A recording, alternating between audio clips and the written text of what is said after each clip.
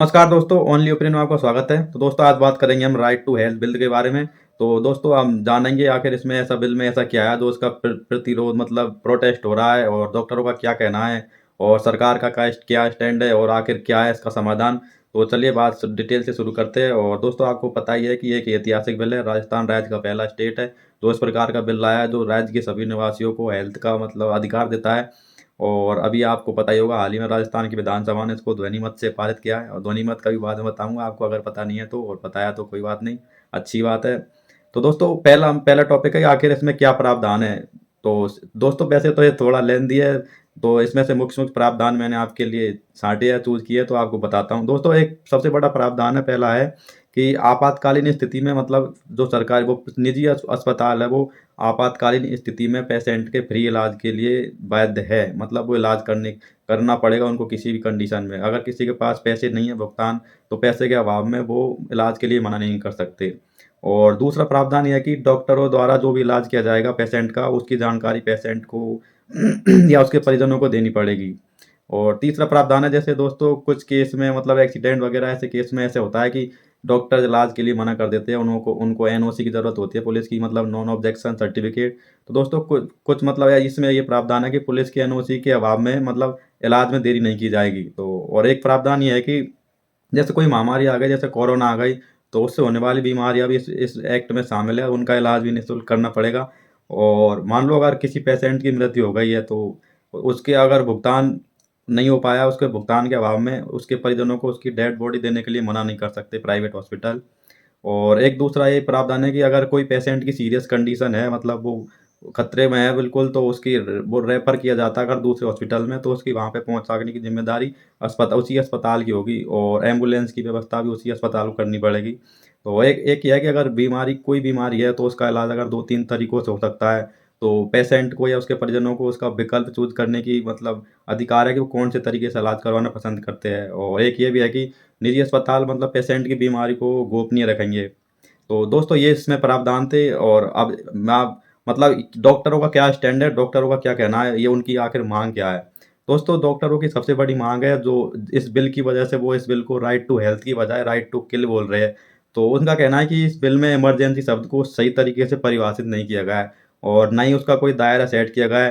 तो उनका कहना है कि मान लो अगर हर मरीज ये ऐसा करेगा कि इमरजेंसी की आड़ में अपना निःशुल्क इलाज कराने की कोशिश करेगा, तो ये सब गलत है। और उनका ये भी कहना है कि अगर पेशेंट गंभीर बीमारी से ग्रसित है और उसको रेफ़र किया जाता है कहीं दूसरे हॉस्पिटल्स में, तो एम्बुलेंस का खर्च कौन उठाएगा? और अगर सरकार उठाएगी तो मतलब उसका आधार क्या होगा, प्रोसेस क्या होगी, किस तरीके से उठाएगी सरकार खर्च? और एक ये उनका ये भी कहना है कि अगर निःशुल्क इलाज है, सरकार को अगर निःशुल्क इलाज करवाना है, तो ये गवर्नमेंट हॉस्पिटल के ज़रिए कराए। तो और हम पे ज़बरदस्ती थोपने की कोशिश नहीं करनी चाहिए इनको। और वो बोल रही है कि सरकार भाई-भाई लूटने के लिए और चुनावी फ़ायदे के लिए हम पे ज़बरदस्ती थोप रही है।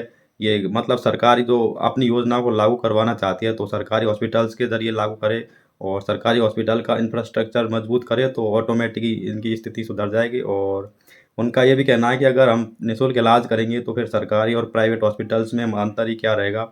तो फिर और ये इनका ये भी कहना है कि यो एक बहुत बड़ी माँग ये भी है कि अगर मान लो दुर्घटना होती है, कोई एक्सीडेंट वगैरह, किसी के ब्रेन में चोट लग जाती है और कोई स्पाइनल इंजरी हो जाती है, हार्ट अटैक के मामले ये ऐसे भी थोड़ी इमरजेंसी में आते हैं, तो मान लो हमारे हॉस्पिटल्स में कोई सुविधा नहीं है उसके इलाज करने की, तो हम उसका इलाज कैसे करेंगे अगर उसमें हम सक्षम ही नहीं है तो? और इस बिल में हमारी सरकार ने जवाबदेही तय कर दी है, तो उसमें हम सक्षम नहीं है, तो हमारे लिए ये जवाबदेह हम कैसे हो सकते हैं इसके लिए?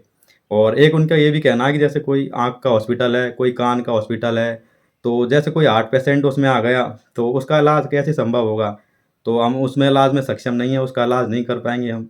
तो ये भी उनकी एक परेशानी है। और उनका ये भी कहना है कि अगर अगर पेशेंट्स है, वो कहीं दूसरे हॉस्पिटल में उसको रेफ़र करने की ज़रूरत हो गई, तो मान लो हॉस्पिटल दूर है कहीं, तो रास्ते में ही बीच में उसकी मौत हो जाती है, तो उसके ज़िम्मेदार वो क्यों? हम क्यों ऐसे बोलते हो? और उनका ये भी कहना है कि इस बिल से निजी अस्पतालों के और परिजनों के झगड़े भी बढ़ेंगे और कोर्ट के मामले भी बढ़ेंगे। दोस्तों उनके प्रोटेस्ट का एक कारण और है, वो हालाँकि डॉक्टरों ने ऑफ़िशियली बताया नहीं, लेकिन मैंने खुद ने जोड़ा है और ये मुझे लगता है ये सही है, मतलब ये प्रोटेस्ट का उसका कारण हो सकता है ये। दोस्तों आपको पता होगा कि मेडिकल सेक्टर में इतनी बचत है बहुत सारी, तो जैसे यहाँ पे आम लोगों को डिस्काउंट नहीं दिया जाता है। जैसे कोई दवाई वग़ैरह आती है, मतलब कोई भी सिरप, गोली वग़ैरह कुछ भी, तो उसमें जो रेट रहती है ना उसी रेट पे हमको मिलती है। जैसे कोई 100 रुपये की दवाई है तो हमको 100 की मिलेगी, लेकिन वो गवर्नमेंट से जब सप्लाई होती है इनके लिए तो वो लगभग 50 के लगभग रेट में आती है, तो 50% का उसमें अंतर है, मतलब दुगना रेट का। तो जैसे कोई ये निःशुल्क इलाज करेंगे, फ्री इलाज करेंगे, तो वो दवाई वैसे पहले तो हमारे लिए 100 रुपये की थी, लेकिन जब गवर्नमेंट उसका भुगतान करेगी तो उसको वो 100 रुपये की बजाय वो 50 रुपये में भुगतान करेगी, तो उनका उसमें घाटा है, तो इसीलिए भी ये प्रोटेस्ट कर रही है, तो ये भी है इनका ये। और तो अब हम बात करते हैं कि आखिर क्या समाधान है इस प्रोटेस्ट का। दोस्तों, जैसे ही आपको पता है ये सब हितों का टकराव है, ये मानव सभ्यता का इतिहास है जो वर्षों से हमेशा ही ऐसा दो वर्ग रहे हैं कि कोई शोषक वर्ग है, कोई शोषित वर्ग है, एक है पूंजीपति है, एक गरीब है, एक बेचने वाला है तो एक खरीदने वाला है, एक सेवा देने वाला है तो सेवा लेने वाला है।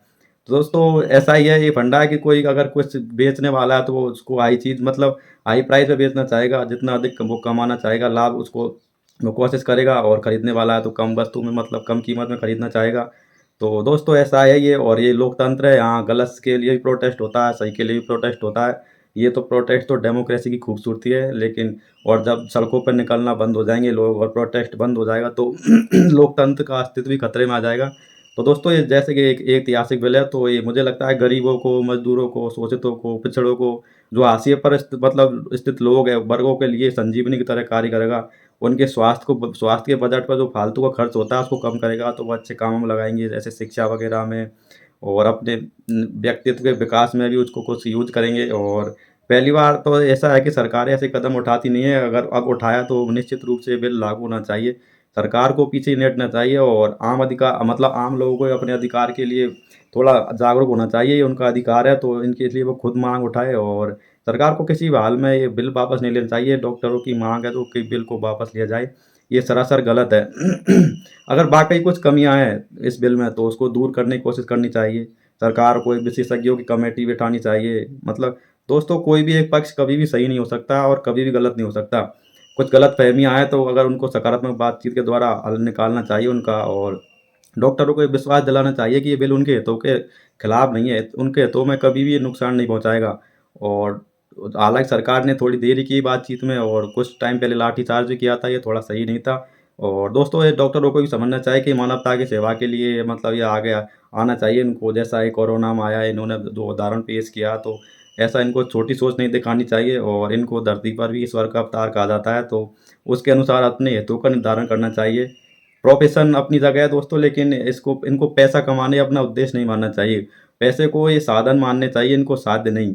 तो दोस्तों, और इन्हें मतलब जो शपथ दिलाई डॉक्टरों को वो याद करनी चाहिए, जो मेडिकल में इनको शपथ दिलाई जाती है मानवता की सेवा की, गरीबों की सेवा की, और इनको वो पढ़ाई के समय का वो मोटिवेशन भी याद रखना चाहिए। जैसे कोई डॉक्टर बनता है, कोई इंजीनियर, कोई आईएएस वगैरह कोई बनता है, तो हमेशा यही सोचता है कि मैं गरीबों की सेवा करूँगा, पिछड़ों का मतलब विकास करने में मदद करूँगा। लेकिन जब वो पहुँचते हैं वहाँ पे उस पद पे, तो अपनी मूल वो जो उद्देश्य होता है उससे भटक जाते हैं, और पैसों पे ध्यान चला जाता है। तो इनको ये मोटिवेशन वो कल्पना करते थे, वो उसको याद करना चाहिए कि हम कहाँ से कहाँ जा रहे हैं। तो दोस्तों, अब ये डॉक्टरों को कम से कम ये समझना चाहिए, और सरकार को इस बिल को हर हाल में लागू करना चाहिए। और अगर वीडियो में आपकी अगर कोई राय है प्रोटेस्ट के बारे में, बिल के बारे में, तो आप कमेंट बॉक्स में ज़रूर बताइएगा। और अगर वीडियो अच्छी लगी हो तो लाइक कीजिए, और चैनल को भी सब्सक्राइब कीजिएगा। Okay, thank you.